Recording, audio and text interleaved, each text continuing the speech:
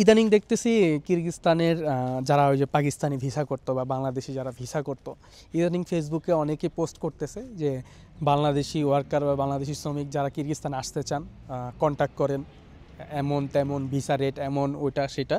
আসলে ভাই কেউ এই ধরনের প্রতারণায় পা দিবেন না, এগুলা দালালদের একটা ফাঁদ।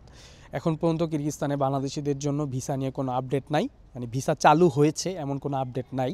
অবশ্যই ভিসা চালু হলে সবাই জানতে পারবেন। সবাই আমাকে নক করেন যে ভাই ভিসা কি চালু হয়েছে কিনা বা কবে চালু হবে।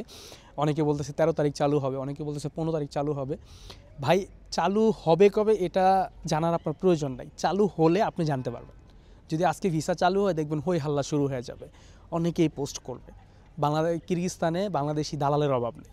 সো আপনারা এত প্রশ্ন করার দরকার নেই, ভিসা চালু হলে তো ভাই দেখতেই পারবেন। বারবার জিজ্ঞেস করার দরকার নেই ভাই 13 তারিখ নাকি ভিসা খুলবে, ভাই 14 তারিখ নাকি ভিসা খুলবে। আশা করি বুঝতে পেরেছেন।